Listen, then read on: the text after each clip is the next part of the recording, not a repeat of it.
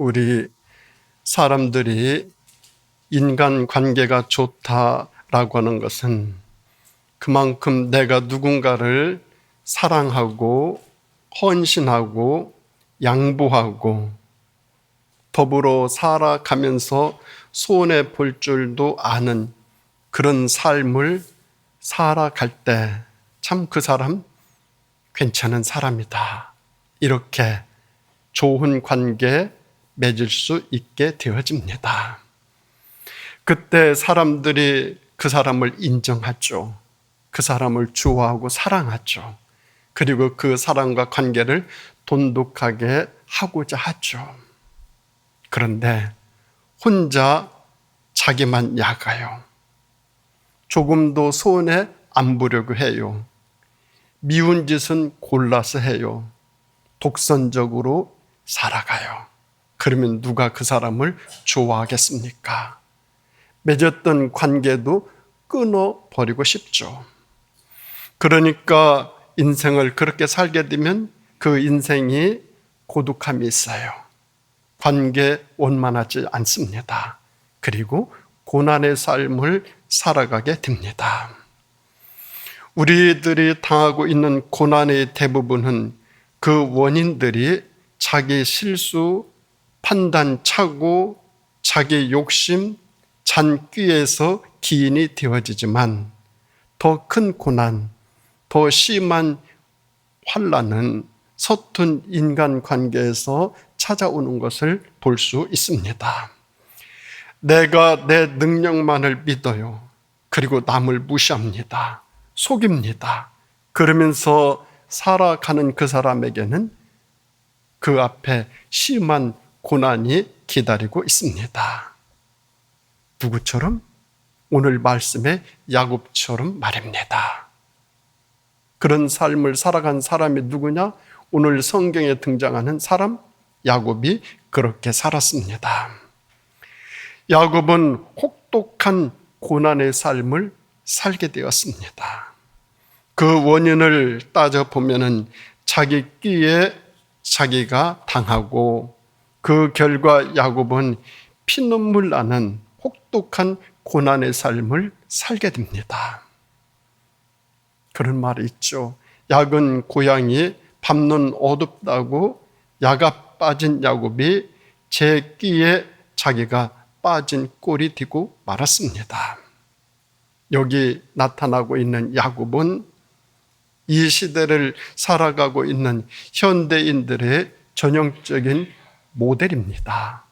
어쩌면 그게 제 자신일 수도 있습니다. 아니, 제 자신입니다. 성경은 야곱의 아주 파렴치한 행동까지 자세하고 설명하고 있는데, 아주 자세하게 설명하고 있는데 여기에는 우리에게 주시고자 하시는 메시지가 있습니다. 그것은 바로 죄라는 것을 깨우쳐 주시기 위해서입니다. 그리고 인간의 방향의 역사를 말씀하시려는 의도도 있습니다. 결국 인간이 가야 할 곳이 어디인가, 그것을 말씀해 주시려고 창세기 35장 여기에서 야곱의 일생을 통하여 우리에게 가르쳐주고 계십니다. 야곱의 이야기를 보면은 야곱이 지은 죄가 대체적으로 세 가지가 나와요. 첫째는 야곱은 이기적인 삶을 살았습니다. 야곱은 지독한 이기주의자로 자기 이익을 위해서는 수단, 방법 가리지 아니했습니다. 그 결과 상대방을 무서운 절망으로 빠지게 만들었습니다. 그러니 이것이 얼마나 큰 죄란 말입니까? 그 이기적인 모습이 몇 가지가 있는데, 먼저는 우리들이 잘 알고 있는 형의 장자권을 배고픔을 이용해서 빼앗는 모습입니다. 아주 교묘한 방법으로 형의 장자권을 빼앗았습니다. 물론 형도 문제가 있습니다. 뺏기는 사람도 문제가 있다라는 것입니다. 소중한 것을 지키지 못하는 것, 이것이 문제일 수도 있습니다. 그렇지만 어수룩한 형의 약점을 이용해서 교묘하게 뺏는 야곱에게는 더 잘못이 크다는 것을 알 수가 있습니다. 또는 야곱은 아주 편애적인 사람이었습니다. 야곱에게는 아내가 4명 있었습니다. 그 중에 둘째 아내 라헬만 좋아했습니다. 첫째 아내 레아는 쳐다보지도 않습니다. 그래서 첫째 아내로 하여금 한이 맺히도록 했습니다. 그 결과 내 아내들로 말미암아 하여금 가정 불화가 끊이질 않았습니다. 계속 이어졌습니다. 그리고 야곱은 12아들 중에서 오직 요셉만 사랑하고 좋아했습니다. 잘해줬습니다. 그 결과 요셉이 다른 형제들에게 미움을 사게 만들어 끝내 요셉을 팔아버리는 형제간에 있어서는 안 될 일을 저지르게 만듭니다. 그리고 자기 자신은 이 아들이 짐승에게 찢겨져 죽었다라는 것을 10여 년 이상 그렇게 알고 지냈습니다. 그리고 또 야곱에게 어떤 잘못이 있는가 하면은 아주 야곱은 비열했습니다. 형 에서를 만나는 시간이 다가오자 두려움이 형이 400여 명의 군사들을 이끌고 온다는 거예요. 얼마나 두려움이 컸겠습니까? 그래서 종 출신의 아내들과 그 자식들을 맨 앞에 세웁니다. 그리고 그 뒤에는 레아와 그 자식들을 세웁니다. 그리고 그 뒤에는 자기가 사랑하는 아내 라헬과 그 가족을 세웁니다. 그리고 자기는 맨 뒤에 위치합니다. 얼마나 비열해요. 제일 앞에서 가족을 보호해야만 해도 부족한데 제일 뒤에 있어요. 형이 400명의 군세들을 이끌고 온다는 소식을 듣고 무섭고 두려워서 제일 뒤에 숨은 것과 마찬가지예요. 자기 식솔들을 앞세우고 자기는 뒤로. 얼마나 비열합니까? 야곱 이런 사람입니다. 지독하게 이기적이고 자기 본의적이고 아주 야비한 사람. 이 이기적인 심성이 타락된 본성이다라는 것입니다. 그런가 하면 야곱의 두 번째 죄악성의 모습은 간교함입니다. 야곱은 아주 거짓되고 간교했습니다. 그 간교함이 몇 가지가 있어요. 먼저는 형도 속였는데 누구를 속였어요? 아버지도 속였어요. 눈이 어두운 아버지도 속입니다. 형이 받아갈 축복의 기도를 교묘하게 눈이 어두운 아버지에게 형인 것처럼 위장하고 와서 가르칩니다. 위장술이 우리 인류에게 제일 먼저 오게 됐어요. 누구를 통해서? 야곱의 위장술을 통해서 우리 인류에게 위장이라는 것을 알게 되었어요. 아버지에게 형인 것처럼 위장하고 와서 가르쳤어요. 형이 늦게 들어와 보니 상황 끝.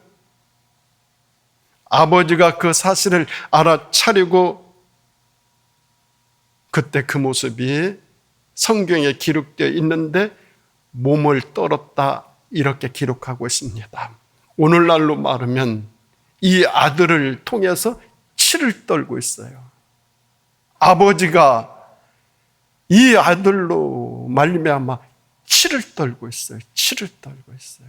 부모님을 치를 떨게 만드는 자식이 야곱이었어요. 눈이 어두운 아버지의 약점을 이용해서 속감쪽까지 속였죠. 아버지가 네가 어떻게 이렇게 빨리 짐승을 잡아오느냐고 묻자 하나님이 도와주셔서 빨리 잡았습니다 하고 능청까지 떨었어요. 그리고 그 밤에 자기가 한 일이 두려워서 하란으로 도망을 칩니다. 도망을 쳐요.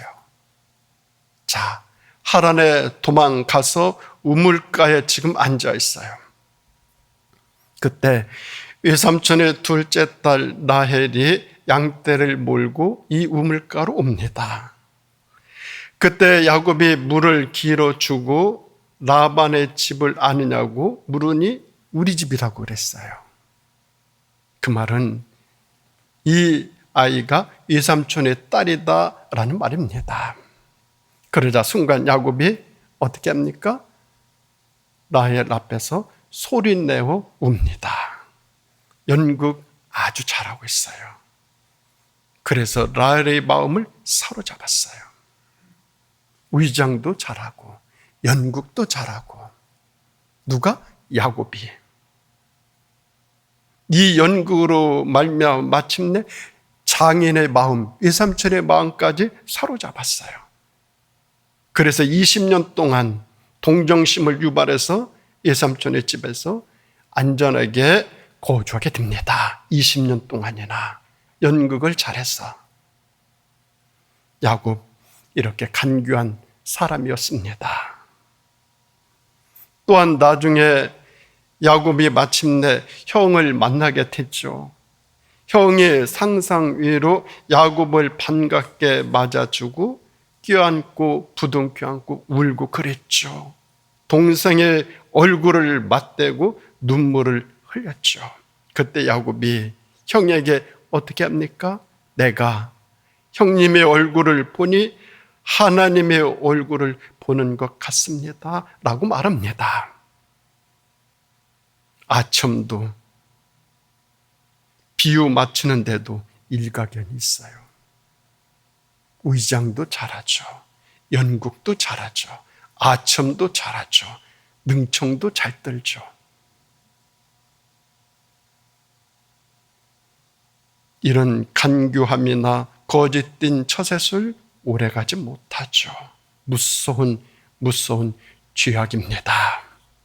무서운 죄악입니다. 창세기 3장에 보면 뱀이 간교했다라고 했습니다. 사람들 중에 이렇게 간교한 사람이 있습니다. 이 간교함은 사탄의 기질입니다. 이 간교함은 사람들로 하여금 죄를 짓게 하고 타락하게 만들고 넘어지게 하고 마침내는 자신도 넘어지고 맙니다. 이 간교함은 죄의 속성입니다. 그런데 야곱이 그렇게 간교했습니다. 그래서 수많은 사람들 속이고 눈물 흘리게 하고 자기 자신도 고난의 삶 속으로 들어가게 됩니다. 그게 누구냐? 야곱이었습니다. 또 있어요. 야곱은 세상을 되게 사랑했어요. 세상을 사랑하는 것도 너무 사랑하는 것도 죄예요. 세상을 사랑한다라고 하는 것은 하나님으로부터 멀어진다는 것을 의미합니다. 우리 믿는 사람들이 새 속에 깊이 물들게 되거나 빠지게 되면 하나님을 잃어버리게 됩니다. 신앙에서도 멀어지게 됩니다. 자신의 영성도 메말라 갑니다. 야곱 20년 만에 거부가 되어서 마침내 하란에서 외삼촌 댁에서 20년 동안 고생하고 이제 고향으로 돌아왔어요.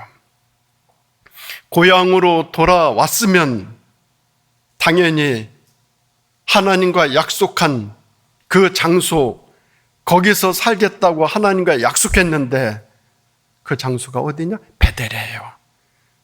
그 베델로 올라가 살아야 돼요. 거기서 살아야 돼요. 그런데 어떻게 합니까? 그런데 어떻게 합니까? 안 그랬어요.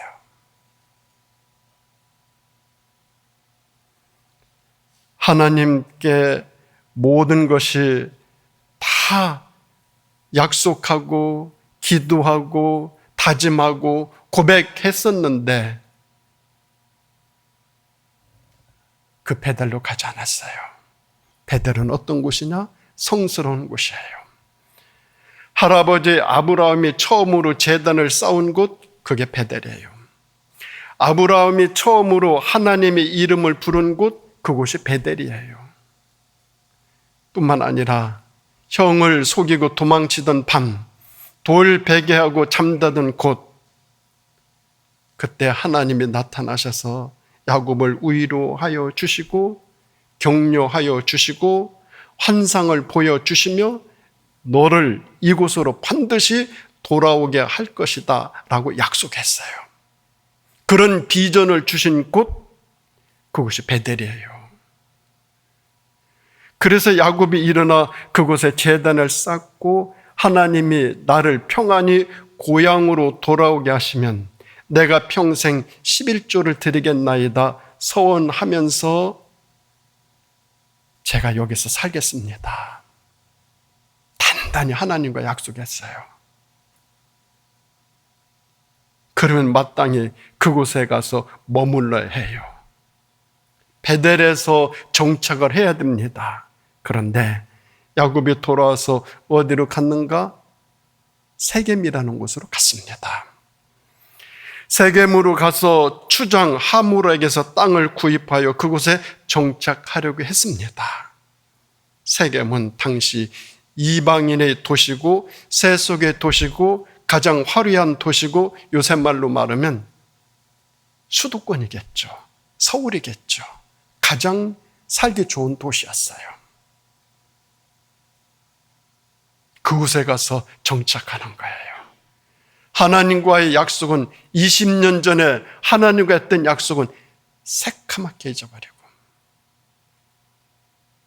우리 인간의 본성은 하나님의 집보다는 세상을 더 그리워하는 본성이 우리 인간에게 있습니다.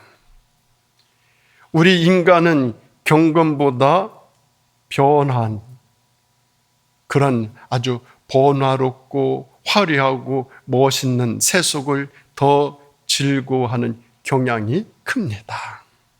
그런데 우리 그리스도인들이 세상을 사랑하고 세상에 깊이 묻혀 살기를 좋아한다라고 한다면 다 잃어버리기 시작합니다.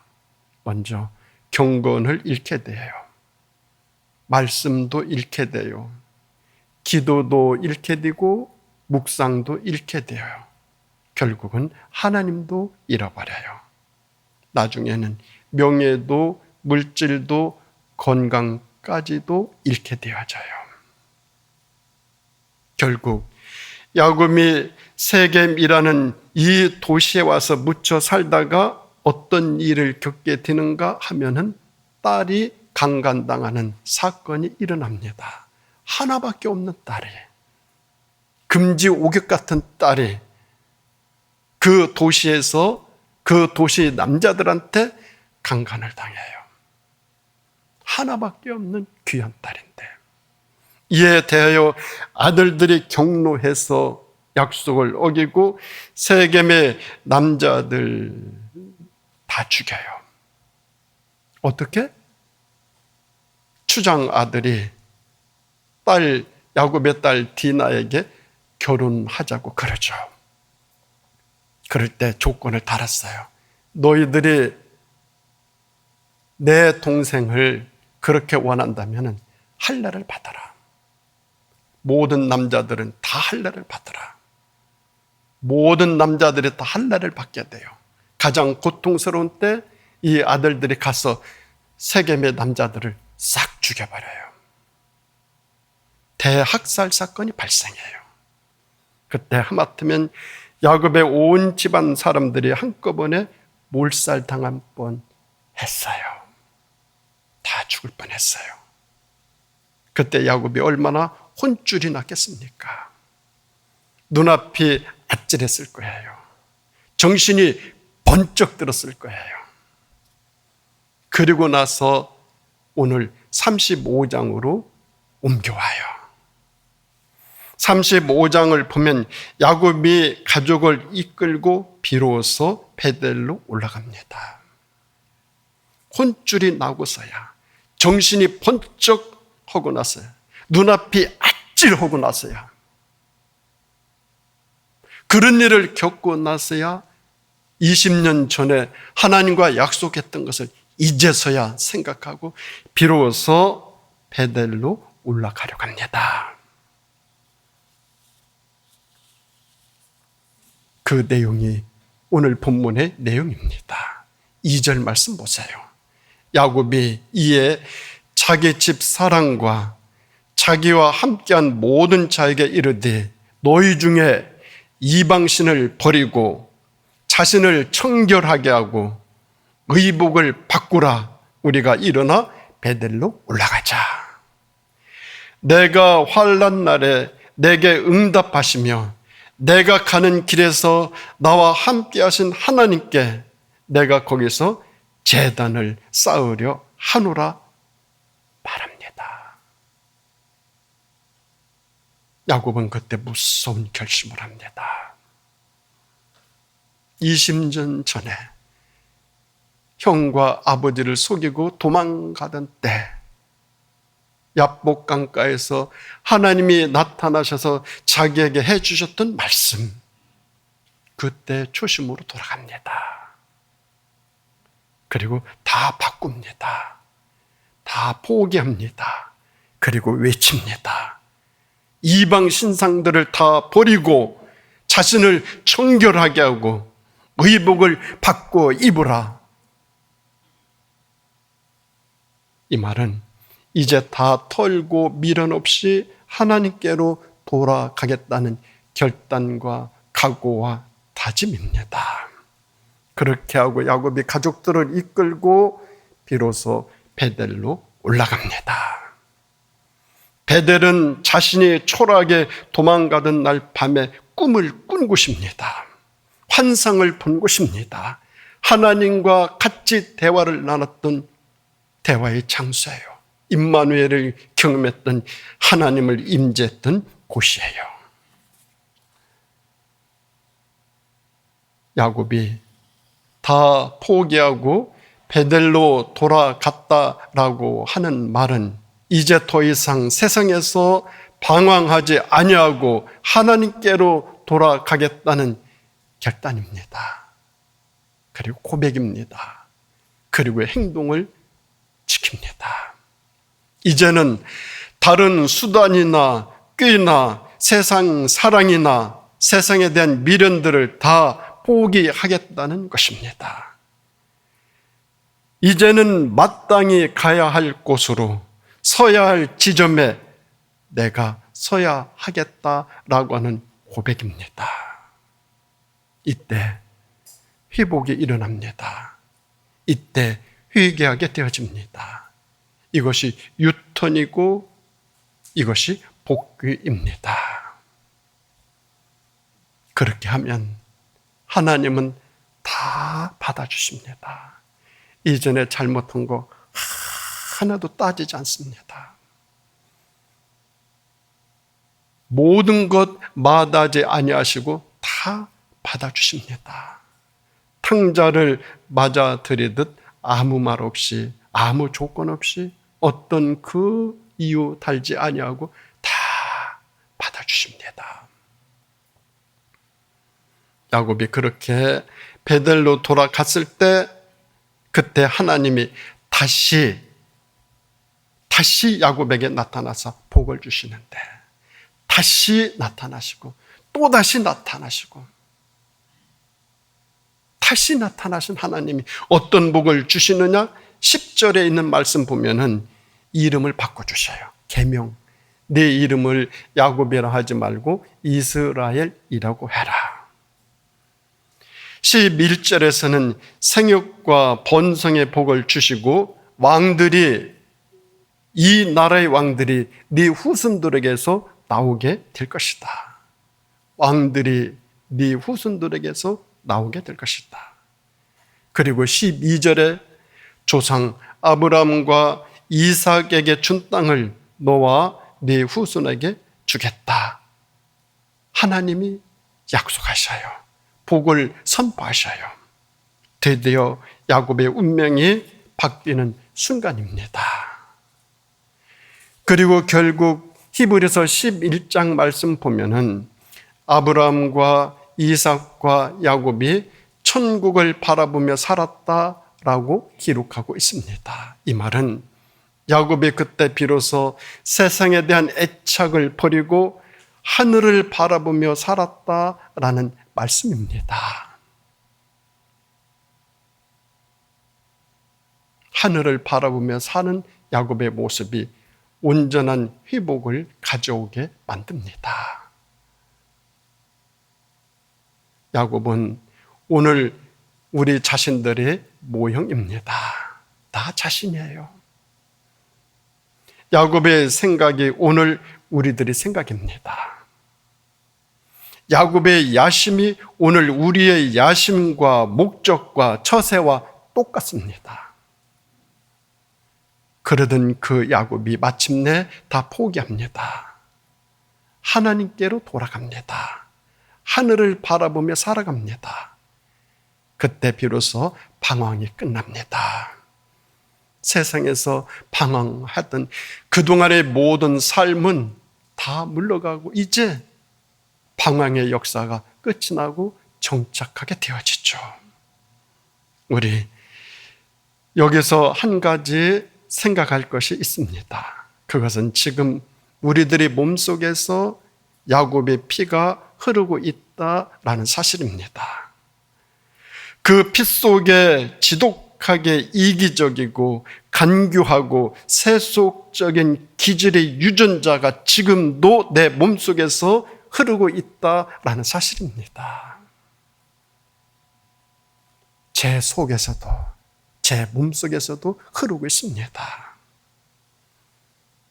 그래서 오늘 우리들도 마치 야곱처럼 얕고 이기적이고 세상을 좋아하는 기질을 가지고 살아가곤 합니다. 그럴 때마다 숱한 실패 겪게 됩니다. 세상을 좋아한 만큼 더 많은 방황을 했습니다. 그 결과 하나님으로부터 멀어지고 마침내는 하나님 곁을 떠나 살아가기도 했습니다. 그런 모습이 우리들의 모습이죠. 우리는 거기서 벗어나야 됩니다. 그래야 내가 예수 안에서 변화를 받는 온전한 회복의 삶을 살아갈 수 있습니다. 그리하려면 내가 먼저 주 안에서 변화를 받아야 합니다. 내 삶이 변화되어야 됩니다. 내 삶의 주인이 바뀌어져야 됩니다. 그때 나는 주님의 자녀가 되고 영적인 사람으로 온전한 회복 이루면서 하늘을 바라보며 정착하며 살아가게 될 줄로 믿습니다.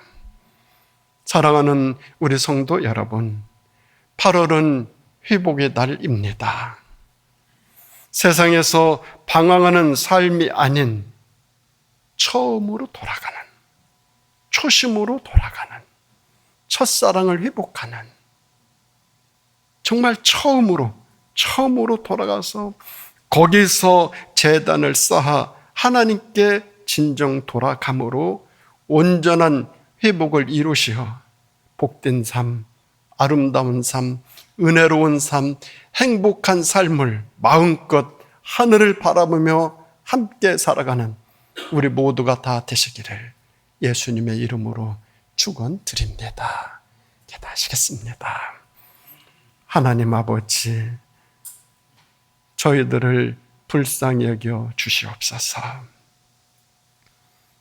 저희들의 몸속에 야곱의 피가, 야곱의 모습이 가득가득합니다. 주님, 저희들 야곱과 함께 하셨던 우리 하나님, 저희들에게도 야곱의 변화된 모습, 달라진 삶의 그 결단과 다짐과 각오가 함께하여 잃어버렸던 삶을 이제는 다시 찾고 온전한 초심으로 돌아가 회복하여 하나님의 온전하신 뜻을 이루어뜨리며 살아가는 저희들의 삶이 되어질 수 있도록 축복하여 주시옵소서. 무더운 날씨입니다. 함께하여 주셔서 우리 모두 강건케 해주시고 강건한 믿음으로 온전한 회복의 삶을 통해 하나님을 바라보며 살아가는 귀한 삶, 힘있게 살아갈 수 있도록 인도하여 주시기를 예수님의 이름으로 간절히 기도드립니다. 아멘.